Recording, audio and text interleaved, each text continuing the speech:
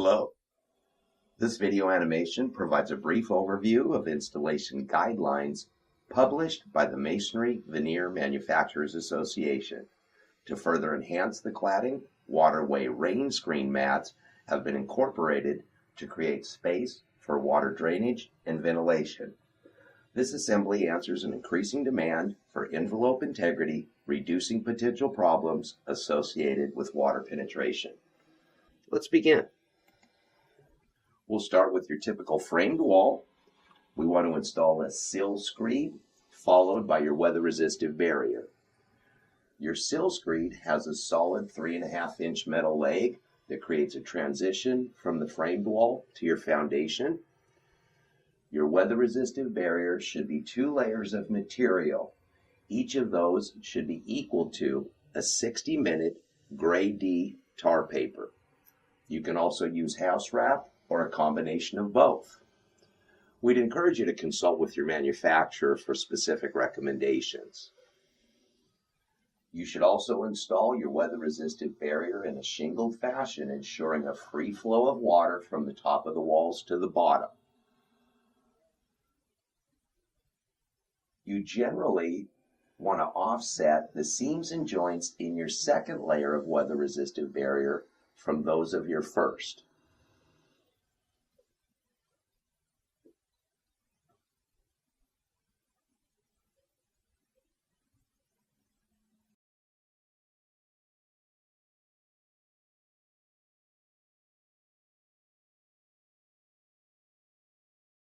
Additional protection against water penetration can be incorporated by installing flexible flashings on your inside and outside corners.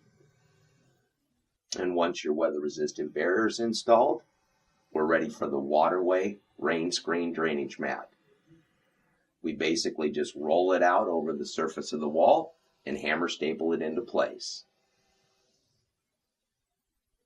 You'll notice the rain screen mat is tight with the window casing. At the top of your wall, we want to put a spacer board up there. That's going to create a ventilation detail for the wall, and we'll talk more about that later in the video. Above your windows, we install a casing bead with weep, and at the jambs and the sill, a casing bead without weep. You'll notice the casing bead is held back from the window approximately 1/2 inch for a sealant joint. All the terminations in our stone veneer should incorporate a casing bead so we can install a sealant joint between the stone and the adjacent materials.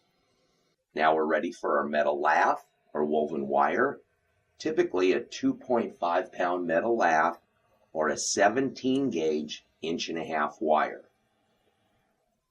You'll notice that the lath extends around the corner to the next stud and it's not broken on the inside or outside corners. Now we apply our scratch coat, typically at about 1/2 inch thickness, and we want to force our scratch coat down into that metal lath. Basically, the entire weight of this assembly will be carried by the lath's attachment to the building.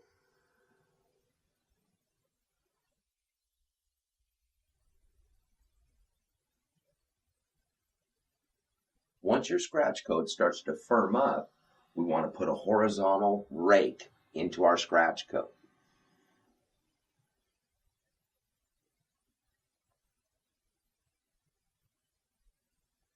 This horizontal rake provides a key to ensure a good bond between our stone veneer and the scratch coat.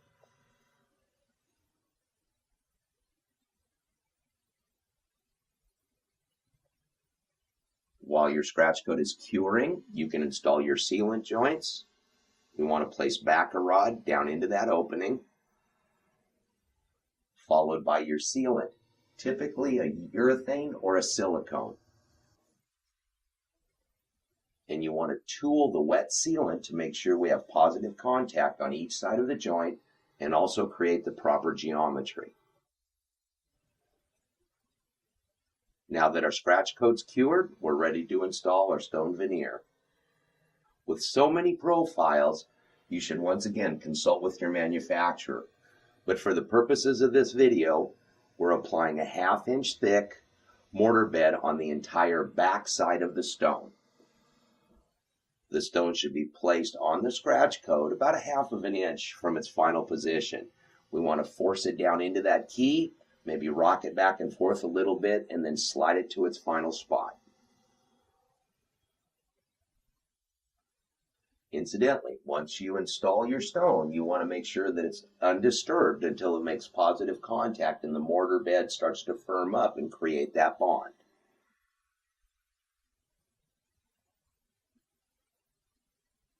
You'll see here that we're actually alternating our long from our short legs on our corner pieces to create a nice look.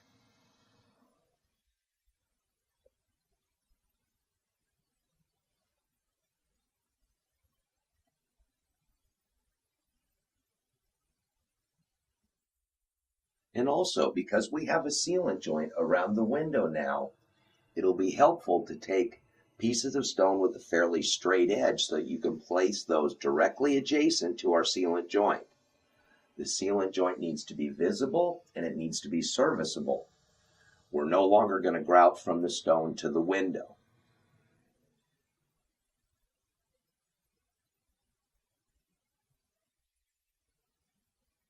You know, at some point over the service life of this building, we're going to have water penetration, whether it's a result of some cracks, maybe we have a sealant failure and water gets in there, or possibly the building is in a location of the country that's going to have more rain going into the wall than can evaporate out at certain times of the year. But because we have the rain screen mat behind, we've created a separation from our scratch coat to our weather resistive barrier. So even if we get water into the scratch coat, the weather resistive barrier stays dry. If we actually have liquid water, we have a space for the water to drain out. This is very helpful at minimizing the likelihood of problems.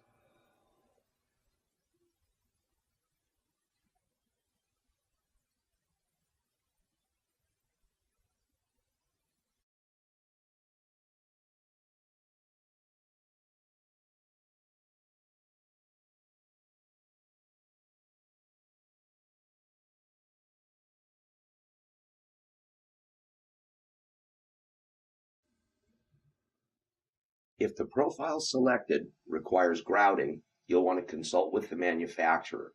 There are some options to grouting, and they'll have the insight to make sure that it's done correctly. In general, there are some benefits to grout because it strengthens the wall. It also provides additional protection against water penetration.